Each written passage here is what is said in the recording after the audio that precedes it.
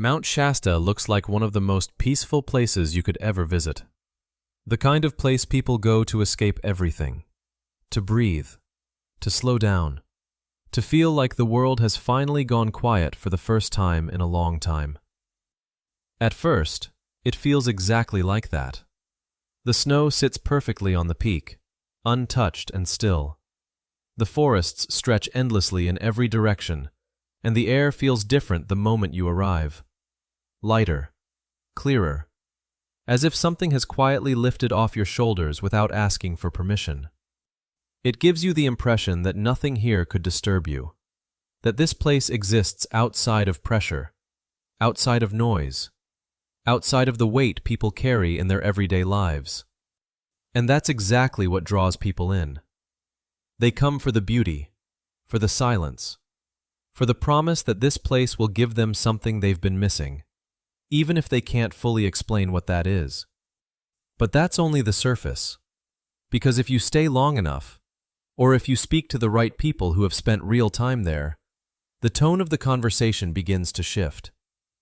Not in a dramatic way, not in a way that sounds like a warning, but in a way that forces you to pause and listen more carefully. People start to say things that don't quite match what you see in front of you. They describe moments they can't fully explain, feelings that don't line up with logic, small details that don't seem important until you hear enough of them repeated. Some talk about a strange sense of awareness. Others mention a feeling of being watched without ever seeing anything. And a few simply say that something about the place doesn't sit the way it should. Not dangerous, not threatening, just different.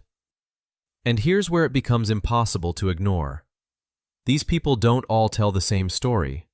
They don't come from the same background, and they don't arrive with the same expectations. Yet they all leave with something to say that goes beyond the view, beyond the mountain, beyond what can be captured in a photo or explained in a simple sentence. And when enough unrelated people describe the same place in ways that reach past what is visible, you start to realize something important. Mount Shasta is not just a destination people visit for scenery or relaxation. It's a place people react to on a level they don't expect. And that reaction, subtle as it may seem at first, is what stays with them long after they leave. And it's what most people never see coming when they first arrive. For decades, Mount Shasta has been tied to one of the most persistent and quietly debated legends in North America. The idea that something exists beneath it, not in the form of simple caves or natural tunnels, but as a hidden world that has remained out of sight while still influencing those who come close to it. Some refer to this place as Telos, a name that has surfaced repeatedly over time, often described as a city hidden deep within the mountain itself, said to be inhabited by survivors of an ancient civilization known as Lemuria.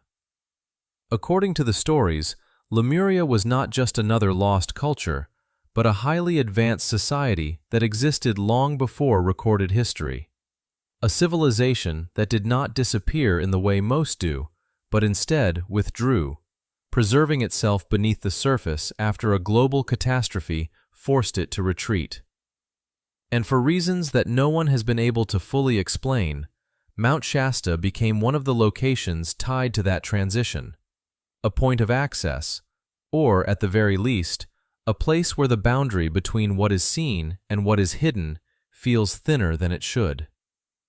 And that's where the story usually gets dismissed, but not entirely, because the people who speak about this don't always present it as myth or imagination. Many describe their experiences in ways that feel grounded, controlled, and specific, not exaggerated, not theatrical, but measured in a way that makes you listen more closely. They talk about seeing figures in places where no one should be, shapes that move just enough to be noticed, but never enough to be confirmed. Others describe hearing sounds, movement, distant echoes, patterns that don't belong to the natural environment around them. And some speak about something far more subtle, a quiet awareness that they are not alone, even when there is no visible presence to justify that feeling. You don't have to accept any of these claims as truth, but you also can't ignore what keeps them alive. Because these stories have not faded with time, they have not disappeared under scrutiny, and they have not been replaced by something more convenient or more believable.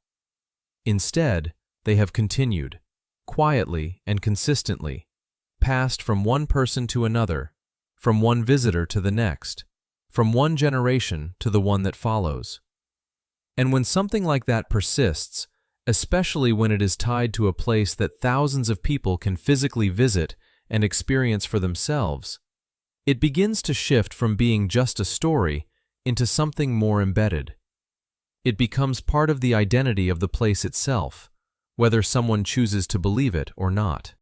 What makes Mount Shasta different is not just the legend that surrounds it, but the way people continue to describe their experiences there today, in real time, without exaggeration, without dramatic language, but with a consistency that is difficult to dismiss once you start paying attention. These are not accounts that sound designed to convince anyone. They are often personal, reflective, and at times hesitant, as if the person describing them is still trying to understand what they felt long after they've left the mountain. Some people talk about a sense of calm that goes beyond what they've experienced anywhere else. Not just relaxation, but a deep stillness, a slowing down of thought that feels unfamiliar, almost unnatural in how complete it is. Others describe something different, not fear, not danger, but a heightened awareness, a quiet sense that something is slightly out of place, even though everything appears exactly as it should.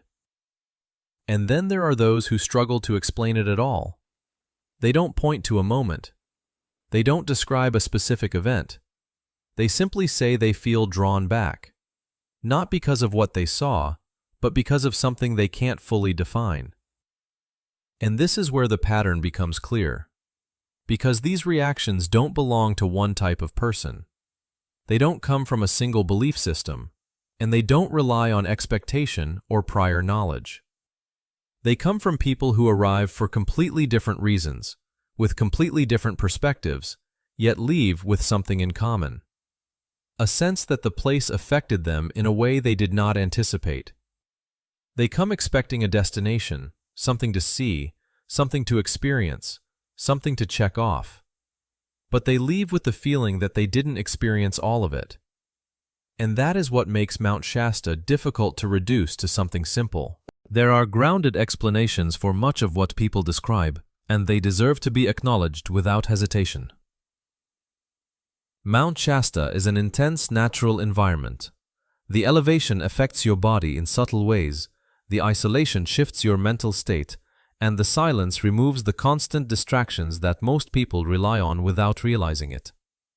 When those elements come together, they can create experiences that feel unfamiliar, even profound, simply because they break the rhythm of everyday life. That alone can explain a significant portion of what people report. It can explain the calm, the clarity, even the heightened awareness that some describe after spending time there. And for many people, that explanation is enough. But not for all of them. Because even when you account for those factors, something doesn't fully align. It's not the intensity of the experiences that stands out, it's the consistency. The way different individuals, with no connection to each other, describe similar reactions without trying to reinforce a shared idea.